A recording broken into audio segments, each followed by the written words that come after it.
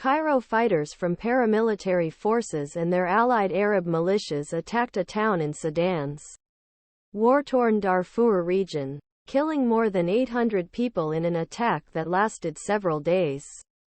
Doctors and the UN said.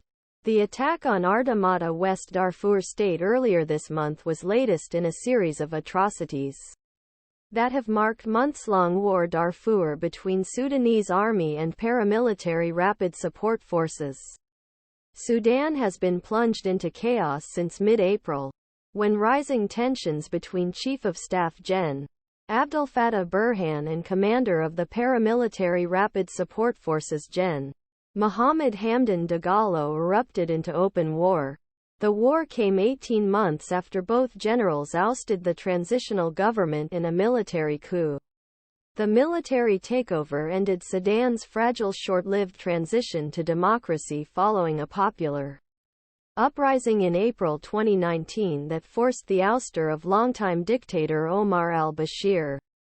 In recent weeks, RSF has advanced Darfur, capturing entire cities and towns in sprawling region even as warring parties return to negotiating table. Saudi Arabia late last month, a ceasefire could not be achieved in the first round of negotiations mediated by the USA and Saudi Arabia. Salah Tour, head of Sudanese Doctors Association West Darfur, said days-long attack in Ardamata took place after RSF captured a military base town after a brief with soldiers there on November 4.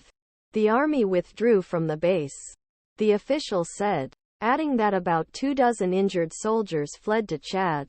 Spokespeople for the army and RSF did not respond to phone calls seeking comment. Tour said that after capturing military base, the RSF and allied Arab militias rampaged through town, killing non-Arabs in their homes and setting fire to shelters housing displaced people. They attacked town violently, he said, adding that the RSF and its militia targeted African Masalit tribe.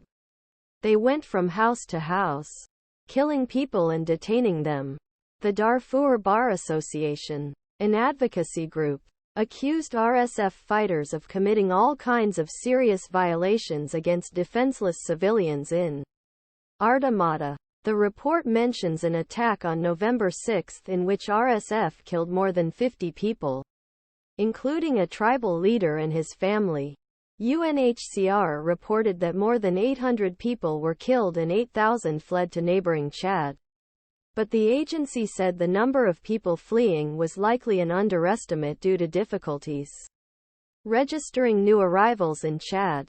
The agency said about 100 shelters in town were razed to the ground and there was heavy looting, including of agency's humanitarian aid. We fear that a similar dynamic could develop, said UN High Commissioner for Refugees Filippo Grandi. The U.S. State Department said it was deeply disturbed by eyewitness reports serious human rights violations by RSF its affiliated militias, including killings in Ardamata and ethnic targeting of leaders' members' Masalit community. These horrific acts highlight once again the pattern of